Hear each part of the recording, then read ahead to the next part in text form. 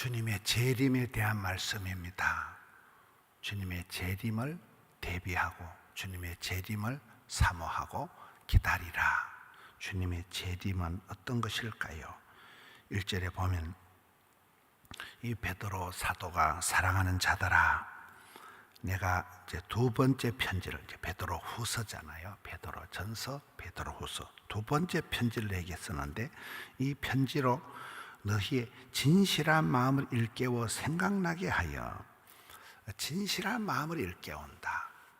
디모데 후서에 가서 보면 디모데야, 네 속에 있는 청결한 양심과 거짓이 없는 믿음을 다시 너가 외할머니 속에 있던 그 로이스 속에, 너가 어머니 속에 있던 그 거짓이 없는 믿음, 청결한 양심을, 은사를 이렇게 부릴 듯하게 한다. 이렇게 하는, 여기는 진실한 마음을 깨봐 가지고 생각나게 한다. 이 생각나게 하는 것은 성령님이 하시는 역할이거든요.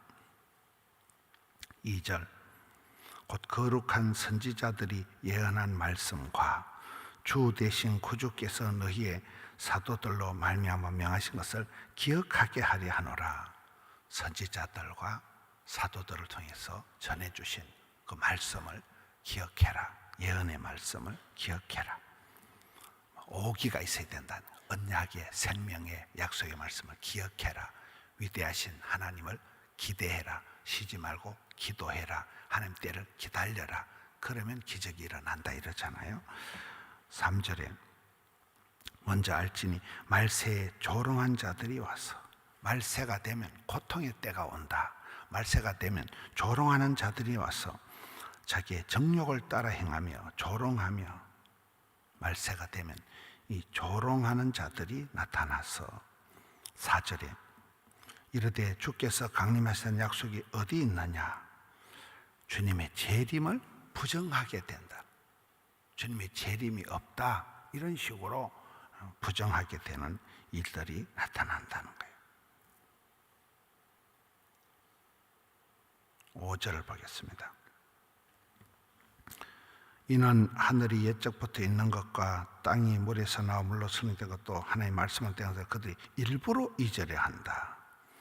일부러 그들이 억지로 잊어버리려고 한다. 6절을 보겠습니다. 이로 말미암아 그때에 심판이 있은 거잖아요. 홍수가 심판이 있었다. 7절에 이제 하늘과 땅은 그 동일한 말씀으로 불사르기 위하여 보호하신 바 되어 경건하지 아니한 사람들의 심판과 멸망의 날까지 보존하여 두신 것이라. 다시 이제 주님의 재림 때까지 이제 보존되어 있다는 거예요. 8절에 사랑하는 자들아, 죽기는 하루가 천년 같고 천년이 하루 같다. 이 한 가지를 잊지 말라. 주님께 있어서 시간은 이 하루가 천년 같고 천년이 하루 같다. 9절이 오늘 말씀의 요절이에요. 오늘 전체적인 말씀의 본문 요절이 되는 말씀이에요. 주님의 약속은, 재림의 약속은, 주님 다시 오시겠다는 말씀은 어떤 사람들이 얘기하는 것처럼 더디다고 생각하는 것 같이 그렇게 더딘 게 아니다.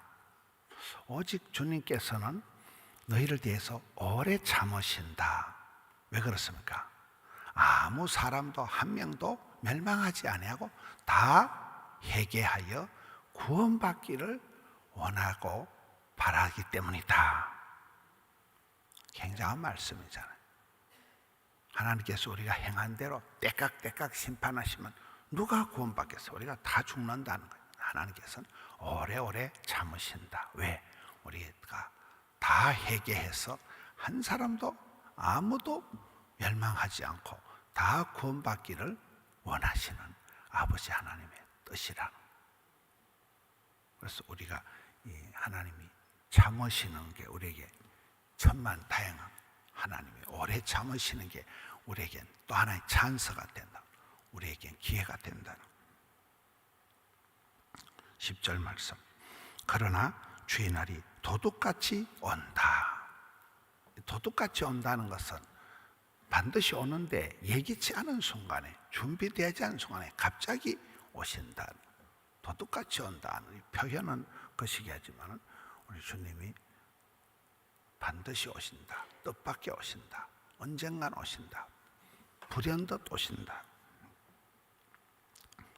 11절에 이 모든 것이 이렇게 이제 풀어지기 때문에, 해석이 되기 때문에 너희가 어떠한 사람이 되어야 되겠나?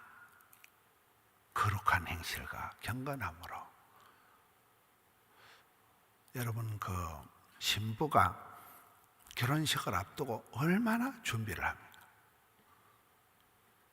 신부가 결혼식 앞두고 피부를 관리를 하고 화장을 하고 막 미용실을 가고 드레스를 준비를 하고, 드레스가 얼마나 비싼 걸 한 분 입으려고, 1시간 입으려고 몸매를 막 허리를 날씬하게 해가지고 밥도 안 먹고, 생긴 건 원판불변의 법칙인데 막 분장을 치장을 해가지고 신부 화장을 해가지고 결혼식을 앞두고 신부가 준비하듯이 신랑 대신 예수님이 언제 들이닥칠지 모르는데, 이스라엘의 그 결혼식은 신랑이 이제 와야 시작이 되거든요. 언제 신랑 대신 예수님이 오실지 모르기 때문에 너희들이 거룩한 행실과 경건함으로 준비를 하라는, 예비를 하라는 거예요. 11절, 12절 하나님의 날이 임하기를 바라보고, 하나님의 날, 재림하는 날, 그날은 심판의 날이기도 하고, 믿지 않는 사람들에게는, 또 믿는 사람들에게는 그날이 구원의 날이잖아요. 결혼식이잖아요. 그날을 임하기를 바라보고 간절히 사모해라. 그날에 하늘이 불이 타서 풀어지고 물질이 뜨거운 불에 녹아지려니와. 그날은 믿는 자에겐 구원의 날이지만 믿지 않는 자에겐 심판의 날이 된다. 13절 우리는 그의 약속대로 의가 있는 곳인 새하늘과 새 땅을 바라본다. 주님의 재림을 준비한 자들에게는 약속대로, 언약대로 새하늘과 새 땅을 보는 날이 될 것이다. 재림에 대한 말씀입니다. 주께서 반드시 다시 오신다. 주님의 재림은 심판의 날이다. 도둑같이 그날이 올 것이다. 그래서 우리가 그날을 준비를 해야 된다. 우리가 주님 다시 오시는 날이, 심판 날이, 재림이 아무도 모르지만은 분명한 것은 내가 죽는 날이, 그날이 나에겐 구원의 날, 심판의 날이에요. 항상 우리가 이 종말론적인 삶을 살아가야 돼요. 주님이 우리 마음에 임하시도록, 주님이 오늘 우리 가운데 오시도록 그걸 우리가 기도해야 돼요. 뜻이 하늘에서 이룬 것 같이 땅에서도 이루어지이다. 꼭 우리나라가 어떻게 되고 난 뒤에 오시는 게 아니라 지금 우리 마음에 오셔서 우리를 다스려 주시고 지금 우리 가운데 역사하여 주옵소서. 아멘. 주 예수여 어서 오시옵소서. 마라나타. 지금 신앙, 지금 우리 마음에 주님이 오시라는 거예요. 언제가 그날이 될지 우리가 모르지만 그날을 대비하고 준비해야 된다. 신부가 꽃단장을 하고 결혼식 날을 신랑을 맞이하듯이 우리가 준비를 해야 된다. 경건함으로, 거룩한 행실로 신부의 꽃단장을 하듯이 준비를 해야 된다. 그날이 없는 사람처럼, 심판이 마지막 날이 없는 사람처럼 그렇게 흥청망청 살지 마라. 늘 깨어 있어서 진실한 마음으로 대비, 준비, 예비한 세례 요한이 그러했던 것처럼 믿음의 사람들은 오늘 내 마음속에 주님 오시옵소서. 이 어지러운 마음속에, 이 혼란한 대한민국 땅 위에 주께서 오셔서 다스려 주옵소서. 주께서 이 시대 지도자들의 마음에 강력하게 오셔서 경천에 인하게 해 주옵소서. 오늘 또 주님의 재림을 준비하는, 벌써 주말입니다. 어제 우리 청소년들이 수련회를 또 잘 마치고 왔습니다.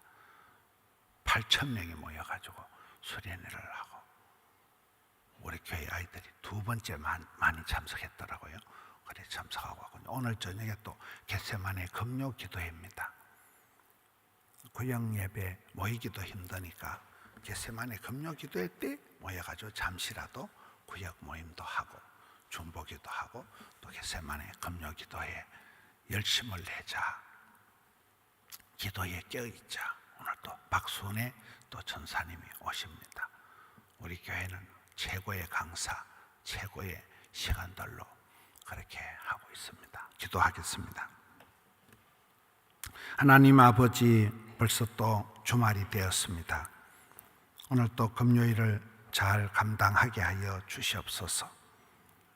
덕천성전, 함영성전, 드림센터, 영상성전으로 새벽을 깨우는 주의 백성들, 신부가 꽃단장을 하는 것처럼 주님 다시 오실 날을 기대하며 대비하는 저들 되게 하여 주옵소서. 이 혼란한 땅에 주님 우리 가운데 강력하게 임하여 주시옵소서. 어지러운 저희들의 마음 가운데 오셔서 저희들을 꼭 붙잡아 주시옵소서. 주와 함께 여주 동행하는 오늘 하루가 되게 하여 주옵소서. 마음의 어지러움과 불신과 여러 가지 어려운 일들로 고통당하는 자들에게 주여 은총을 베풀어 주셔서 믿음 떨어지지 않게 하여 주옵소서. 주를 향한 마음으로 다시금 그 깨끗한 마음과 진실한 마음이 은사를 부릴 듯하게 하여 일어나게 하여 주시옵소서. 오늘 금요 기도회를 통하여 한 번 더 주님 앞에 나아갑니다. 우리 가운데 역사하여 주시옵소서. 새벽에 올려드리는 소원을 받으시고 올려드리는 정성을 받아 주옵소서. 주님 감사합니다. 종일토록 붙들어 주옵소서. 예수님 이름으로 기도하옵나이다. 아멘.